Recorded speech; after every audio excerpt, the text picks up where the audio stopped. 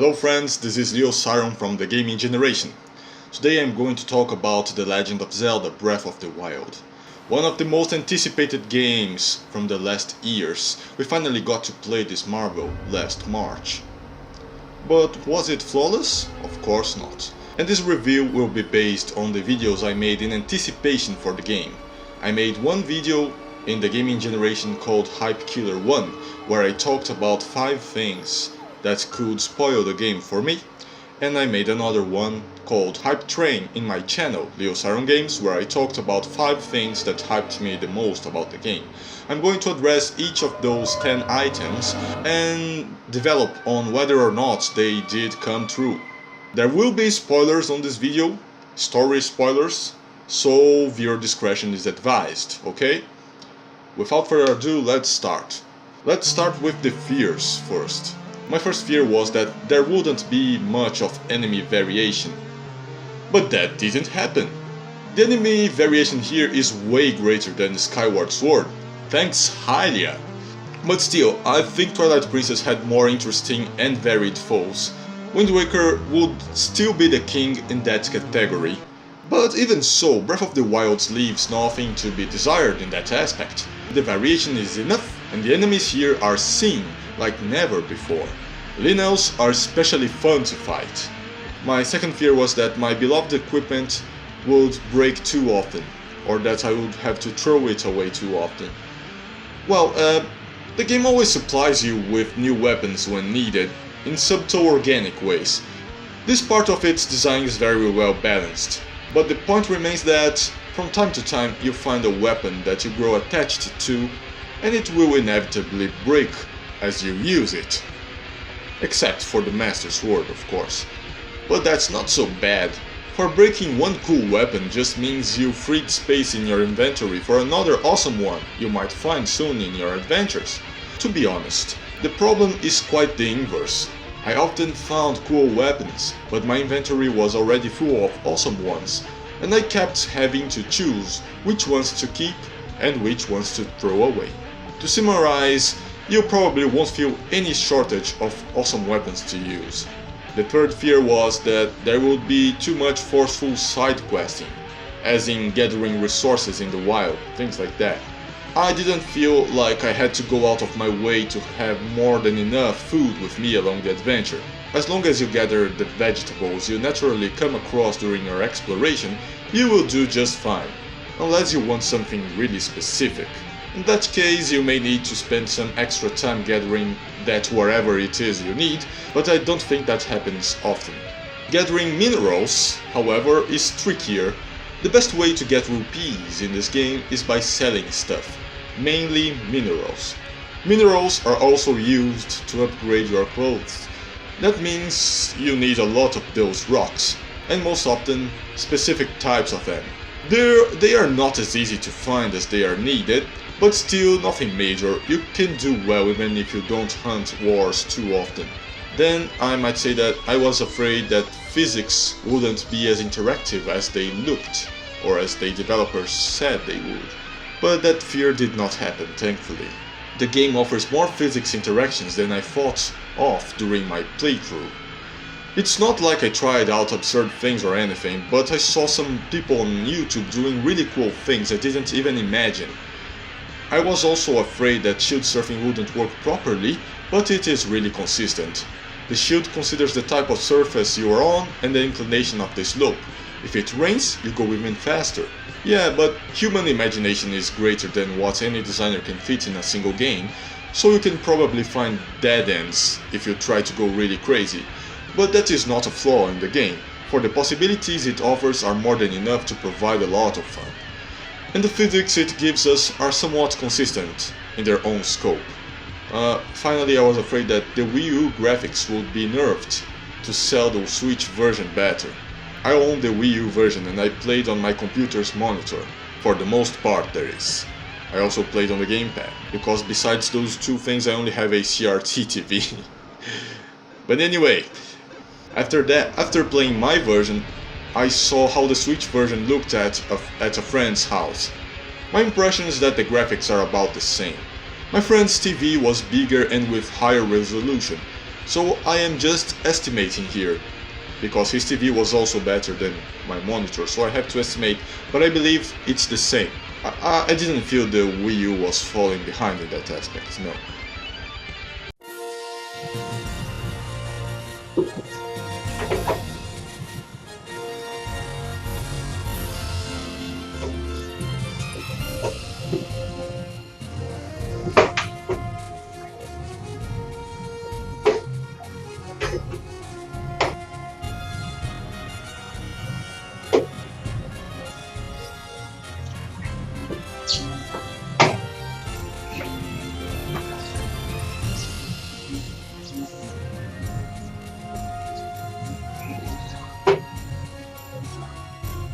Now the 5 things that hyped me about the game. Well, first I was hyped about having many weapon types to use, and that's really one of the things I like the most in the game after all. The game offers one type of ranged weapons, which are the bows, and 3 types of melee weapons. There are the one-handed swords, which can be used along with shields, there are the spears, and there are the two-handed swords. All of them are fun to use on their own right, but the two-handed swords are more of an acquired taste, at least for me, since they are slower in exchange for higher damage. I was kind of forced to learn them though, since during my playthrough I happened to come across many more of them in comparison to the other types of weapon. But no problem, now I like all of them. Each of them is unique. I've always been a sucker for elemental weapons, and this game has fire, ice and thunder versions of all of them. Great success! The combat system feels like it is the hardest to master in all of 3D Zeldas, but it is really fun when you get the hang of it. I was also hyped about environment variety and exploring the world. Each environment in this game is indeed unique, and every little corner of the world has something juicy to reward you for going there. Forest, desert, tundra, fields, volcano, there is a lot to see. And some of the rules change according to your location. This version of Hyrule is truly brimming with life, be it through the NPCs scattered across the world, or through the environment itself. As for the nostalgia of seeing old locations of the franchise, as I said in the Hype Train video, that was a little underwhelming. I was looking forward to immersing myself in old locations and feeling, wow, the places I loved so much have changed so much, but that was underwhelming. You know, the Temple of Time is there, Long Long Ranch is there are more places from the past that are there, but they are just ruins. They offer nothing like, oh, you go in there and there is something from a past Zelda title, something special about an old Zelda title that says, well, you played the old game, do you remember that? No, only the locations themselves are there, in ruins. It's nothing major, but it's not like, it's not bad, it's just, there could be more. It would be a cherry in the cake if there was something there, you know? Well, I didn't feel as welcome as I thought it'd be, but perhaps that was the designer's intention, I don't know. I was also happy about having new likable characters in this game. I believe the new side characters here, the old and new champions that will be, are very good characters. Each of them is unique and is well presented. They brim with their personality a lot. But I still prefer the people from Ocarina of Time though. One of the reasons for that is, I believe, Ocarina of Time gives us more time to develop a relationship with its characters. Whereas in Breath of the Wild, everything story related feels rushed and more shallow. You get a quick taste of how Link relates with each companion, except for Zelda, which is more developed. But that's it. It's gone faster than you'd expect. Yeah, the experience you get with each of them is really fast, but most often intense, at least. I really felt how Mipha loved Link, for example, and honestly, that moved me. But that experience passed away like so quickly. Well, more on that later. For now, let's talk about another hype I had, the music. The music in this game is more subtle than in any other Zelda so far. I can see it as a design choice, for if there was a vibrant music, It would get tiresome after hours of exploring the giant field, like you do a lot in this game. The tunes here are more ambient, with quick, gentle strokes of melody to keep you involved. It works well with this game's concept and play. But I might digress a little and point that even though I understand why it is like this, and while I think it really works with the design, I still wanted more music presence.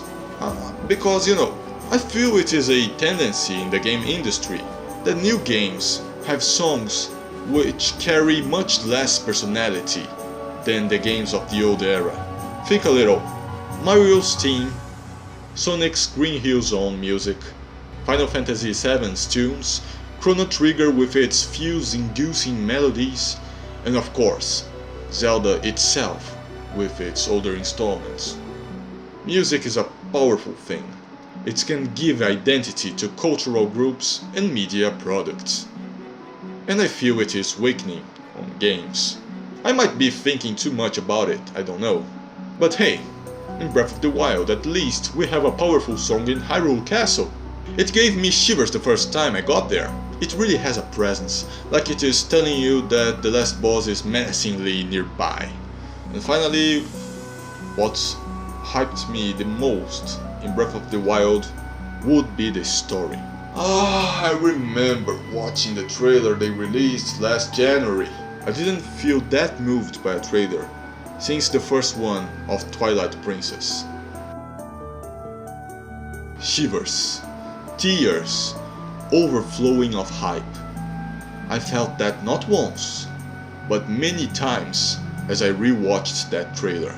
I expected a lot from the story, but I got nothing. The story in Breath of the Wild is the weakest of any 3D Zelda.